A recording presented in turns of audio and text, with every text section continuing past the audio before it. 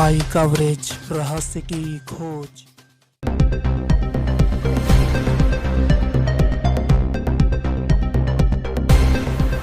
नमस्कार, NNI coverage रहस्य की खोज में आपका स्वागत है। मैं आपके साथ डीपी श्रीवास्तव और आज होगा सवालों का पंचनामा।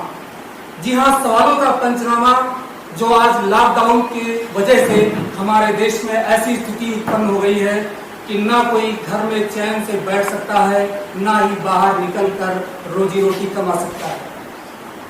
आपको बता दें कि ये सारी जड़ की फसाद कोरोना वायरस है, जो कि चीन के वुहान शहर से निकलकर दुनिया के तमाम सारे देशों में फैला और उसकी वजह से दिन पर दिन मौतों का आंकड़ा बढ़ता जा रहा है। इस मौत के आंकड़े बढ़ने से कितनी सारी खामियां आई हैं, क्या नुकसान हुआ है, आज होगा उन्हीं सारे सवालों पर ऐसी चर्चा, सवालों का पंचनामा। जी हाँ, आपको बता दें कि सवालों का पंचनामा का मुद्दा रहेगा शहरों से गांवों की ओर सबसे बड़े पलायन का कारण क्या है। इसके अलावा लॉकडाउन को 3 चरणों में बढ़ाए जाने का मकसद क्या है। तीसरे चरण में थोड़ी सी छूट कहीं कोरोना के खतरे को बढ़ावा तो नहीं दे रही। कोरोना की वजह से लॉकडाउन और फिर लॉकडाउन की वजह से देश के आर्थिक और शिक्षा के स्तर में गिरावट, ये कहां तक जाएगी, कुछ कहा नहीं जा सकता। शराब, किराना, फल, सब्जी और गल्ला व्यापार के साथ बैंकों के बाहर लगी लंबी कतार आप देख सकते हैं, कहीं भी बाहर जाइएगा तो, या फिर अपनी टीवी स्क्रीन पर भी कई बार आप लोगों ने देखा होगा और घर में बैठकर सोचते होंगे क्या हो सकता है इसका परिणाम। बहुत मुश्किल है कुछ भी कहना। इसके अलावा निजी विद्यालय, निजी व्यवसाय, पटरी दुकानदार सब बंद है, इनकी सुध लेने वाला कोई नहीं है। और आज इन्हीं सब मुद्दों पर चर्चा करने के लिए हमारे साथ खास मेहमान मौजूद हैं। आपका मैं एक बार परिचय करा दूं। यहाँ पर हमारे बाईं अब्दुल मुशीर जी व्यापार मंडल प्रतिनिधि से हैं और उनके साथ में सुरेश शाह जी कपड़ा व्यापारी हैं जो कि, और उसके बाद अगर हम अपने दाहिनी ओर बात करें तो हमारे साथ बैठे हुए हैं डॉक्टर शकील अंसारी जो कि खास प्रचारक भी हैं, संयोजक भी हैं। बैठे हुए हैं मनोज कुमार तिवारी जी जो कि सेवानिवृत्त बैंक अधिकारी हैं। और इसके अलावा हमारे साथ खास मेहमान भी जुड़ चुके हैं डॉक्टर आफाक जो कि मेडिकल प्रैक्टिशनर आपको ये भी बताएंगे कि कोरोना वायरस क्या है और इससे कौन कौन से नुकसान होते हैं, इनसे कैसे बचा जा सकता है।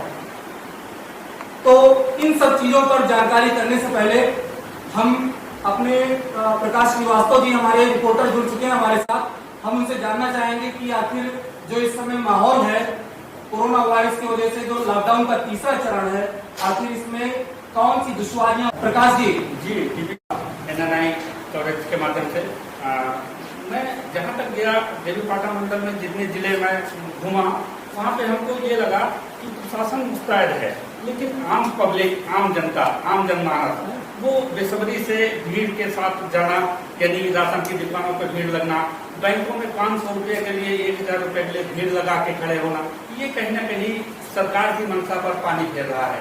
जी डीबीपी। आप प्रकाश जी, कोरोना वायरस को लेकर लोगों में कितना खौफ और कितनी सतर्कता दिखाई। जी आपने बहुत अहम सवाल किया। जी मैंने देखा कि शहर के जो सम्मानित लोग हैं, जो पढ़े लिखे वर्ग के लोग हैं, उनमें तो खौफ दिखा, हमको वहाँ पे खौफ दिखा, लेकिन जो ग्रामीण वासी हैं, जो गांव से लोग आते जाते हैं, मैंने वहाँ गांव पे जाके जब देखा तो वहाँ पे खौफ नहीं दिख रहा है। वहाँ पे लोग टीम बना के खेलना और बैठना, समूह बना के बैठते हैं और खेलते हैं, ऐसा मैंने देखा। जी जानकार जी। तो अभी हमारे साथ जो पैनल मौजूद है, आप सबने देखा कि हमारे रिपोर्टर प्रकाश श्रीवास्तव जी ने कवरेज के दौरान फील्ड में जाकर क्या क्या देखा। पहला सवाल मैं हमारे साथ मौजूद कपड़ा व्यवसायी सुरेश शाह जी से करूंगा। वर्तमान में उत्तर प्रदेश में लॉकडाउन के चलते जो बिगड़े हालात है, इस संबंध में आपकी राय क्या है। मैं वस्त्र व्यवसायी कपड़ा व्यापार में भंडारा का महामंत्री हूँ। आज कोरोना से हर वर्ग बुरी तरीके से प्रभावित है। सरकार मजदूरों को तो दूसरे प्रदेशों से लाके यहाँ व्यवसायी और व्यापारी, उसका भरण पोषण केवल इससे नहीं होगा, उसको नियमित रूप से अपने दुकान का किराया, बिजली का बिल, बैंक का ब्याज, पार्टी से उठा गया दूसरा ब्याज, इस प्रकार के अनेक खर्चे हैं जो उसको नियमित रूप से वहन करने हैं।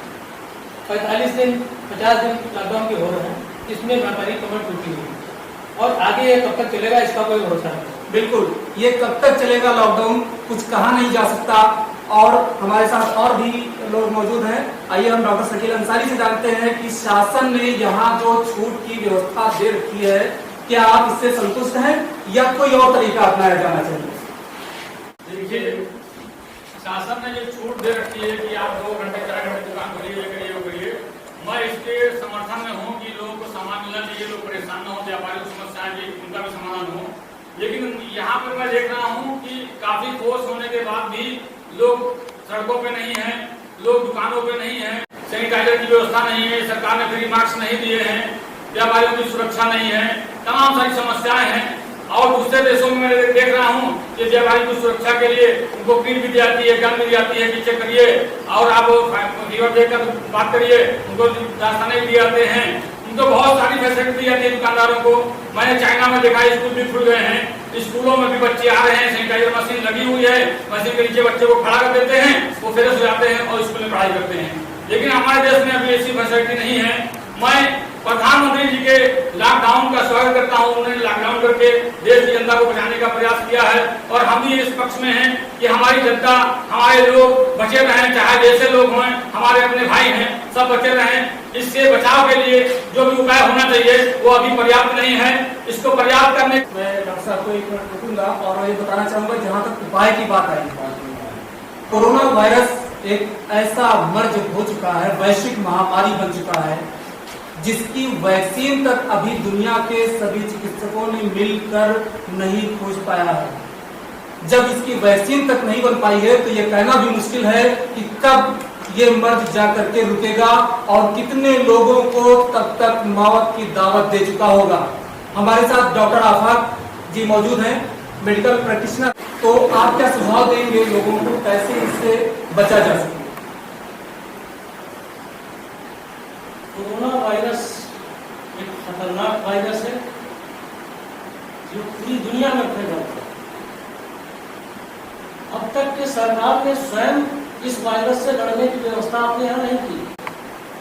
कोई सैनिटाइजर की व्यवस्था नहीं है, न कोई मेडिसिन की व्यवस्था है। जैसा कि अभी आपने कहा, वैक्सीन की व्यवस्था नहीं है। सबसे पहले कोरोना के लिए मेडिसिन की व्यवस्था, सैनिटाइजर की व्यवस्था, साफ सफाई की व्यवस्था, जितना प्रशासन की तरफ से कहा जा रहा है उतना पूरी तरह से उसको पालन करने की आवश्यकता है। जी, प्रशासन को पूरी तरीके से पालन करने की आवश्यकता है। यहाँ पर सभी बंधु बैठे हुए हैं जो कि प्रशासन से कहीं ना कहीं काफी करीब है। मैं ये अपील करूंगा एनएनआई कवरेज की तरफ से भी और आप सबकी जानिब से भी कि प्रशासन तक ये आवाज जरूर पहुंचनी चाहिए कि लापरवाही आखिर कहां से बढ़ती जा रही है। लापरवाही अगर बढ़ती गई तो एक दिन ये जान का खेल, ये मौत का खेल हमारे घरों तक और प्रशासन के अधिकारियों के घरों तक भी पहुंच सकता है। आखिर इसको रोका जाना चाहिए या सिर्फ इसे खेल समझकर ऐसे ही छोड़ दिया जाना चाहिए? कौन है इसका जिम्मेदार? एक बात करें, जो लॉकडाउन किया गया है इसमें एक तरफ ये कहा गया कि घर में रहें तो कोरोना संक्रमण से बचे रहेंगे, लेकिन इससे व्यापारी, उद्योगपति और मजदूर वर्ग जो खाली हो गया है, इसके बारे में आपकी राय जानना चाहेंगे अब्दुल मुशीर जी। ये जो बीमारियां आई हैं बहुत ही खतरनाक है। सरकार ने जो कदम उठाए हैं वो नागरिक और आम जनता को बचाने के लिए उठाए। ये लॉकडाउन जो किया गया है हमारे हित में है और इसकी भरपाई जैसे माननीय प्रधानमंत्री जी धीरे धीरे कर रहे हैं, गैस सिलेंडर वगैरह भी दे रहे हैं, लोगों को पैसा भी दे रहे हैं। पूरी तरीके से तो भरपाई नहीं हो पाएगी क्योंकि पूरी दुनिया इस वायरस से परेशान है। इसमें हम आप सब मिलकर सहयोग करें और साथ में सरकार का भी सहयोग करें।